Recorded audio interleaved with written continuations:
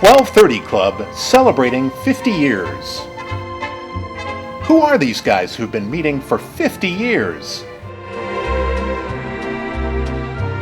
The anniversary dates to a first meeting at the La Jolla Beach and Tennis Club on October the 11th, 1957. Where did they get the 1230 Club name? We'll get to that later. Where did they come from? Where can we find them? Let's take a look. I think I hear waves at the beach. Don't we live in a marvelous place here in La Jolla? I want to tell you something about some of our members' past. I think you'll find this video interesting and somewhat funny at times. But pay attention. Don't fall asleep as you do at lunch, as this is a very fast-moving video and we don't want you to miss any of it. Now, I would like to introduce my friend John Beecham's first real estate office at age 26 in 1960. With all of those signs, John was able to meet his wife in Bournemouth, England. John moved to La Jolla in 1976, and he probably still has those same signs. In 1950, Alan Lawley was drafted into the Army, and the first thing he had to do was to sell his Plymouth convertible automobile with white sidewall tires and green top, so forth. Finally, he sold the car, and if anyone sees the car, please let Alan know about it, because I'm sure he would like to buy it back. My friend Gustavo was one of the first surgeons to transplant livers in researched animals. In 1966, he and colleagues were transplanting livers and hearts at the Mayo Clinic in pigs and calves. Gustavo made lots of friends, distributing sausages he had made out of the donated animals, sacrificed for the good of mankind. In 1953, Ted Pasternak thought it was time to ask Yvonne to marry him. They were sitting behind the old globe. He asked her if it was to be or not to be. She said it might be, meaning yes. This was Ted's happiest day. Let me tell you about our friend Oliver James, who was on station when shell from Corregidor in Philippines burst over stern of their plywood landing craft, killed 2 soldiers and wounded 2. Would you believe it that 2 days later, their boat was hit again by crossfire? He survived. This is a painted portrait of the Robert Goetz Professorship in the Research Dermatology Department at the University of Minnesota. The professorship was funded by graduate students and trainees at the UNM. This is an honor for Bob Goetz. Indeed, it was a great honor for me. I'd like to talk about Marty Schulze. When Marty was about to graduate with an MBA, his wife Kathy asked about a graduation present, like a new briefcase or a new suit. Marty had a better idea. He bought a new Porsche, and he kept it until he finally donated it to the San Diego Car Museum. This is Bob Black and his family and wife in Burgundy, France. Bob was initiated in 1994 in Coiffure de Chilleries du Testerin, the Burgundy Wine Organization. Bob, I hope I pronounced the French properly. Let me cut in here for a minute. Ted, wake up! The purpose of the club is to develop acquaintances and friendships and bring added enjoyment into the lives of its members. The 1230 Club meets every Wednesday at the La Jolla Country Club. Members are business and professional men retired from their full-time work who live in La Jolla or nearby. They have lunch and drinks and find out a lot about each other and their business experiences. The members also salute the flag and enjoy a good lunch, bridge games, golf, and they socialize. They also have a formal Christmas party, anniversary party, and seersucker day with a wife or friend. Let's get back to Henry Wachtel enjoying La Dolce Vita in Rome in 1968, standing in front of his Alfa Romero Spider, overlooking the Roman Forum, and waiting for his Bella Romana, his bride-to-be, Donatella. Don't have the Alpha anymore, but still have Donatella. Let me tell you about Bob Campbell. Bob was a beach kid in Santa Barbara. Always wanted to be near the ocean. Became a sailor and did the Navy. Couple of wars, managing procurement and nuclear weapons. He became a banker in Boston for 12 years, but really loves it here in La Jolla. Here is my good friend, Bill Finley, receiving the key to the city of Ulsan, Korea in 1964. Bill was manager of the refinery there, the first industrial project in South Korea after the war. The refinery is now one of the largest in the world, and Ulsan is a major manufacturing center. This is Dr. Clyde Wrights, a photograph taken by a patient's husband in 1970. He caught this candid shot of Clyde suiting up, putting on shoe covers to go into the delivery room at Scripps Memorial Hospital to deliver his wife's baby. Well, I have to look behind because that's the way life meets you sometime. And with Put Clark, it met him, and he's let the good time roll. He's 90 years old and still rolling strong. Eli Stritch at the finish line of the 1983 Philadelphia Marathon. At 61 years old, at the time on a fairly steady 8-minute mile New York City Marathon. The 50-mile training every week until his back decided that this was too much. But this does help Ed's daily trek to the Marine Room. Yes, I like walking. I do it every day. But now I want to tell you about Roger Craig. 47 years ago, Roger Craig, on his way to France, found an Ohio maiden with sunglasses and white gloves. 1 year later, they had a date, and then a year later, they were married. The kids think that was Roger's greatest achievement. Now, do you agree with that, kids? Yes! And this leads me to sweet Leanne and Don. They met on the tennis courts at the Beach and Tennis Club. They won their sets, mixed doubles, of course, and the rest is history. May never volunteer. But in the Philippines, after the Japanese surrender, they asked for typists. Wayne thought public relations at 8th Army headquarters sounded good, and boy was it. Wayne Gray got to travel all over Japan in 1945 and 1946, and that's Wayne Gray. 1944 saw Bob Valera being pinned by General de Gaulle, the Belgian Cross by the King of Belgium. These two medals were part of Bob's 29 decorations from World War II, and I salute him for that. It's me again. Ted! Ted, wake up! Let's talk about our weekly speakers. Our program chairman invites a speaker from the area, which is rich in individuals of note. This gives a varied menu of good opportunities to listen and talk. We have experts in all kinds of business fields that keep us up to date on what's going on in today's business and professions. Our speakers talk about marketing, medication, law, investments, communication, and business. We love it when we have members give a bio of their life and business background.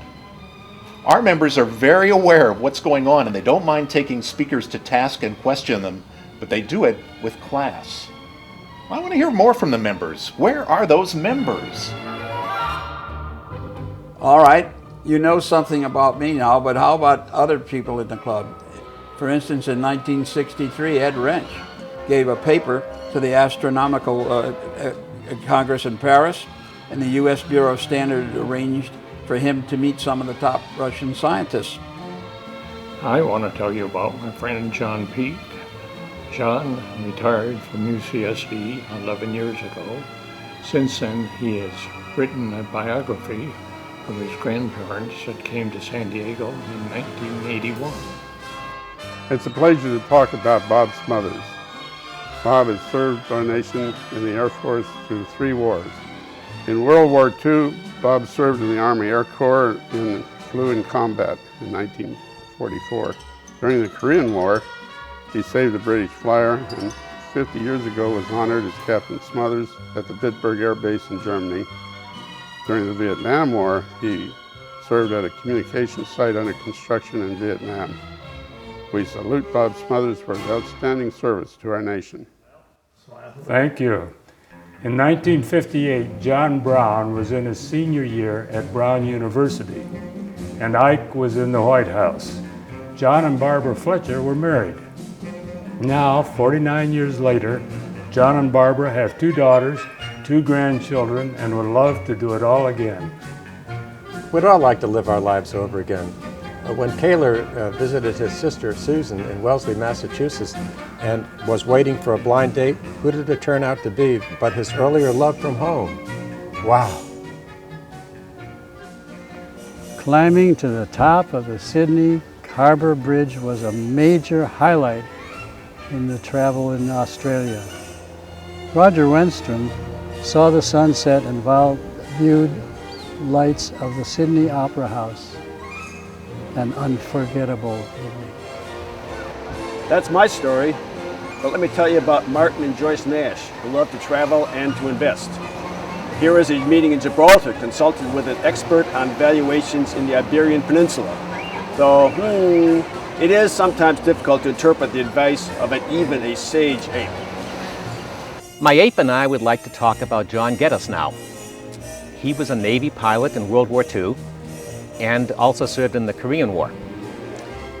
He received a total of 6 battle stars for his activities. John's most Navy fun was flying around in the Yellow Peril, which I hope to see someday. The Yellow Peril, I would love to see the Yellow Peril again myself. That was the most fun plane to fly. But I'd like to talk about Bob Lossing. This is Bob at the Portola Palace in Lhasa, Tibet. You know, Bob, being an old builder, wonders how they ever built such a big building with all that parking space. It must have been a really remarkable structure.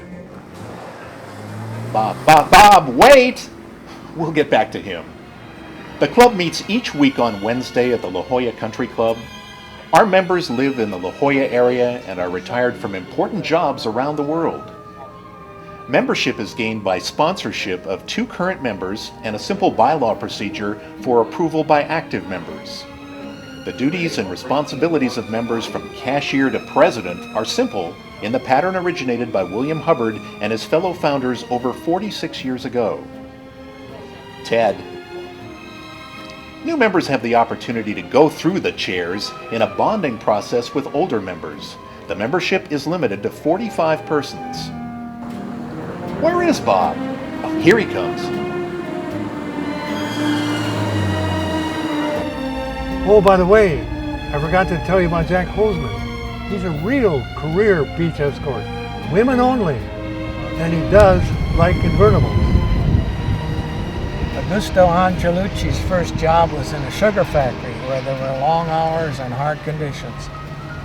His manager often slept on the job, so little by little, Augusto crept into his job and succeeded in the sugar factory.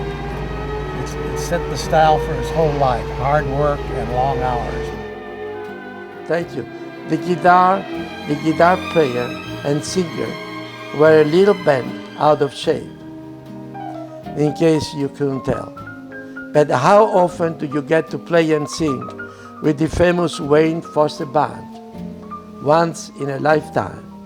And that was Tom Skinker one time. Once in a lifetime. That's what happened to me and also to Gordon Hopkins in 1938 when he pitched softball for the Spokane team for the First Federal Savings.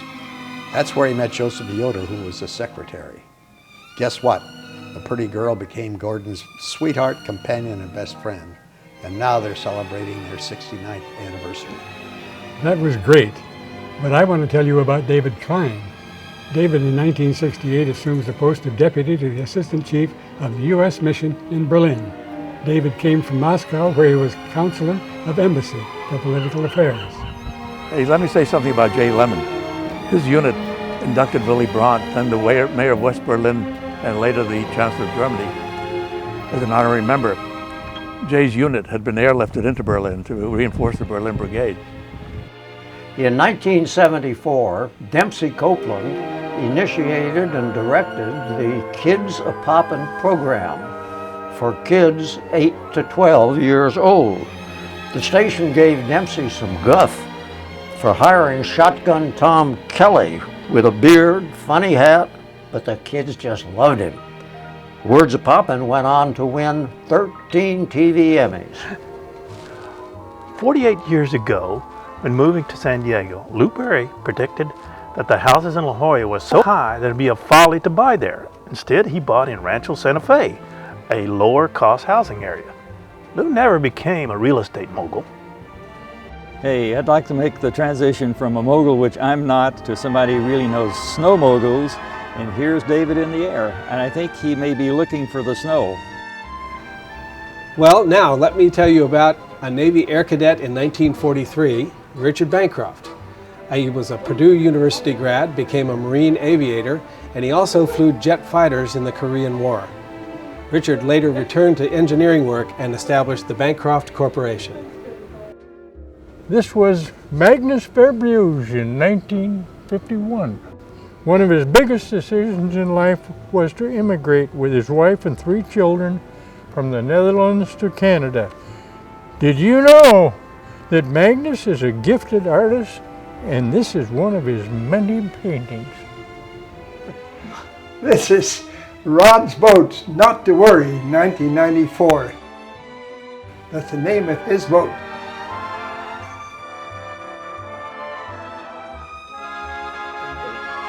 Dempsey, wake up. The show is over. Ken, roll up the clothes. Guess we got a new producer-director.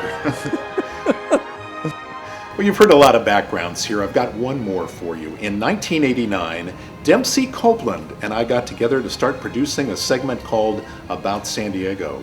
He was able to get the facilities at Solar Turbine, and not only that, was able to get it sponsored on public broadcasting, the first sponsorship of About San Diego, a show which continues right here on this very set to today on NBC 739. As to the 1230 Club of La Jolla, what does the 1230 mean? Some people say it's because there were 30 original members. Some people say it was because they met at 1230. It may take another 50 years to sort out that mystery about the 1230 Club and about San Diego. Congratulations, and here's to 50 more years.